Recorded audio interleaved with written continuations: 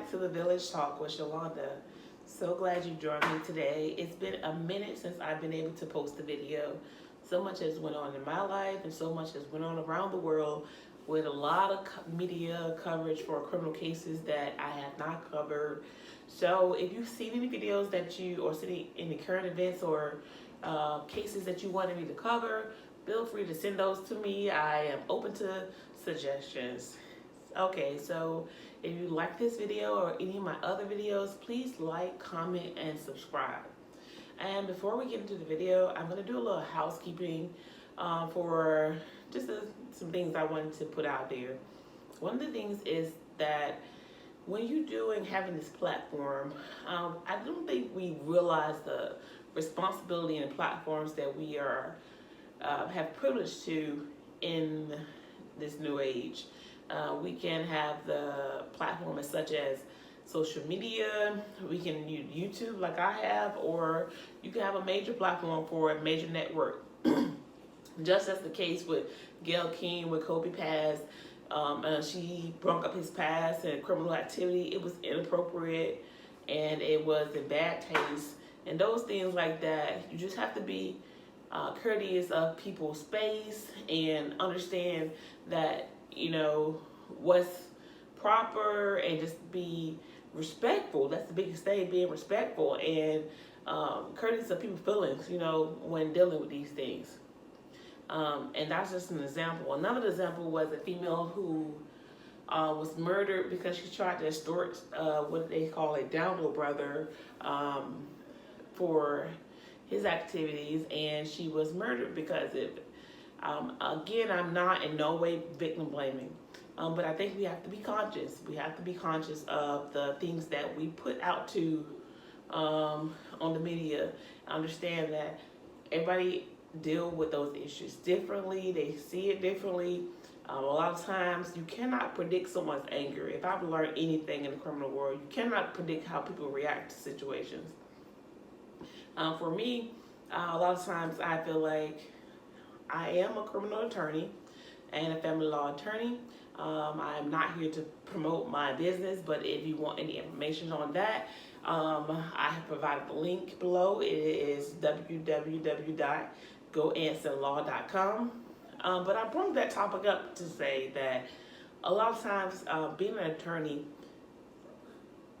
I am desensitized. I see so many cases where, whether they be criminal or family law, where is a lot of emotion involved, and I have to separate myself from that, and I cannot get I get so involved emotionally, and so I have detached from those things. And sometimes I see, you know, the victims crying, I see the family and things like of that nature, and I'm not as affected because it's not happened to me. And I think we all do that. You know, we see things in the media, whether it's to the black community or just to someone that we can relate to. We don't feel it as deeply because it's not happening to us. And recently I lost a close friend of mine, Eric Silver. He was murdered in gun violence. We are still looking for the suspects for that case. The last person of interest was Kwame Smith in Portsmouth, Virginia. If you have any information about that, please, please, please turn it over to the Portsmouth, Virginia police. But I said it to say that going through that event with losing someone close to me, I felt the anger, I felt the pain, I felt those things that a lot of my clients may feel, you know, or at least the other side may feel. And it was a different vibe to understand like how that hurts and how to deal with that on an everyday basis, and to want to seek justice and just understand something that cannot be understood. So with that being said, we have to be courteous of other people's feelings and be respectful. I see a lot of times when Eric died, it was a lot of posting of him, and that's good because we do want justice, but a lot of times you want to make sure that the things you're posting is in good taste and that is not offensive to the family.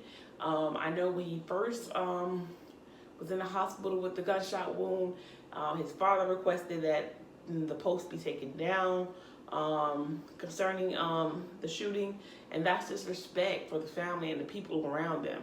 So you just want to make sure that you are being respectful and that you are not being offensive, because like I said again, nobody deserves to die or be called out their name like Gayle King was, but you understand that a lot of times you cannot predict how people act when they're hurt and angry and things of that nature.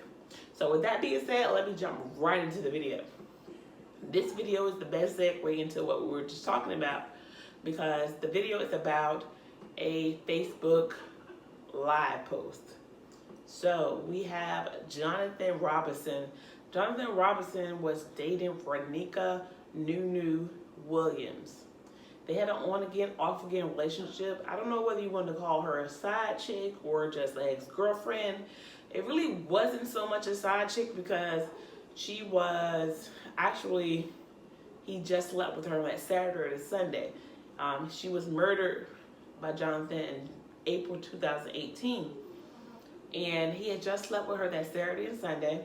And that particular weekend that she was murdered, he kicked in the door and made Nunu go on live and apologize for, I guess, as he would say, antagonizing and I just bothering his wife or fiance, whoever she was, that he was just fed up and he just wanted to make her apologize and stop hurting his wife.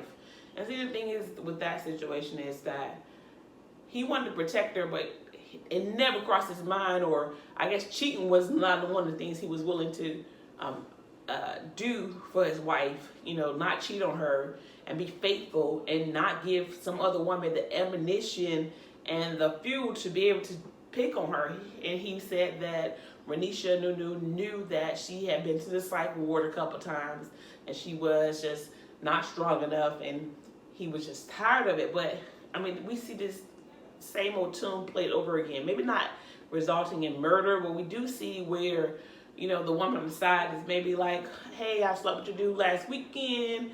You know, that's what it is. And the men don't understand, like, whether they understand or don't care or don't know, like Boys in the Hood used to say,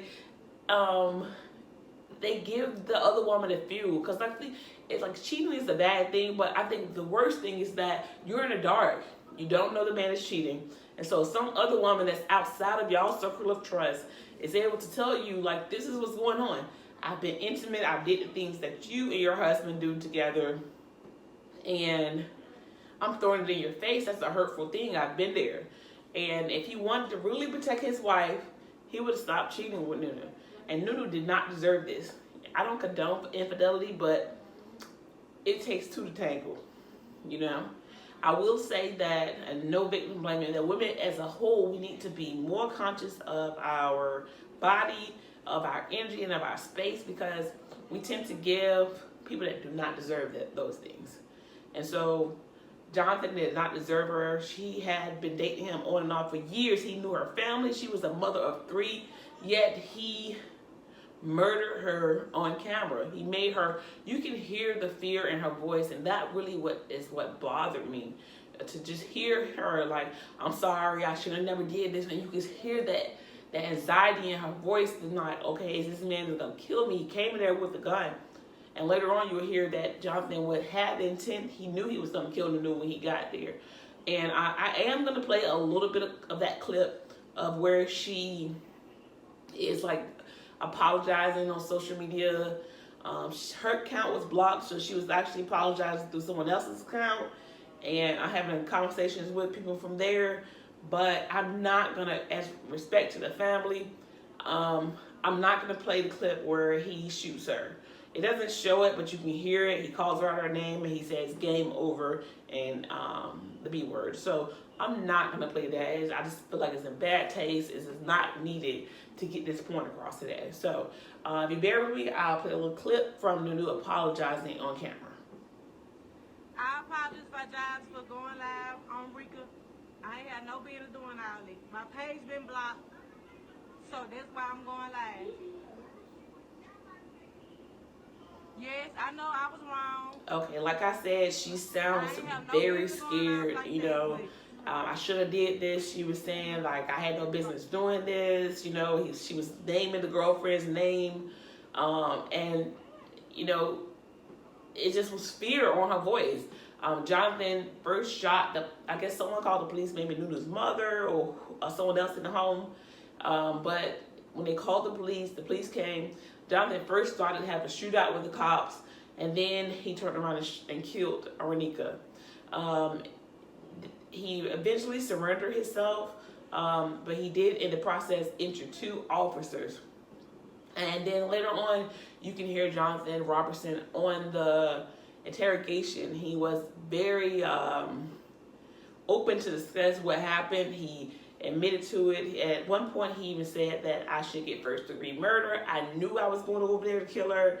I had every intention to go murder her.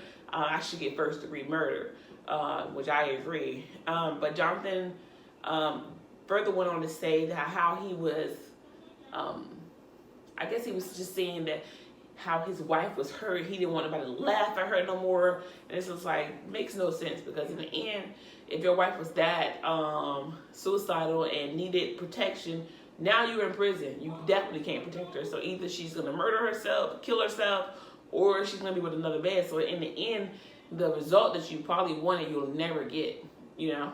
So from then, Jonathan then just explains to the police like he wanted to be killed, so that's why he didn't mind shooting at the police officers. And he just went on to just tell them why he felt like he had to kill Nunu to protect his wife. Okay, so as this case played out, Jonathan originally pleaded not guilty, but luckily for the family, he did the right thing among this horrible thing. He pleaded guilty, and that saves the family a lot of times a lot of grief, having to relive the moments, listen to these tapes, and go through the evidence. And it's just like, it's just a lot of pressure for the family as an attorney. It's a lot of pressure for the family to go through these things, to just hear it play out in court again. And it's easier when the defendant just go ahead and pleads guilty and leaves it to the court. In the case, that's what Jonathan did. He did plead guilty. They were seeking capital murder, and I believe they put it down to maybe 2nd degree or maybe something like that, where he got less time. So anyway, terrible video. Condolences to Renika Nunu Williams and her family, to her children, and everybody that was affected by the situation. And so just prayers up for all of them. And it's sad that we just in a society where people feel like they can just take someone's life. But I do want to say again, we just have to be conscious of the information we put out online. Understand that the responsibility we have should be careful with this information, that because we can't control how other people react to it.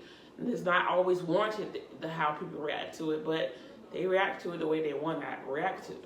With that being said, I hope you enjoyed this video. Again, if you like, comment, share. And until next time, have a great evening.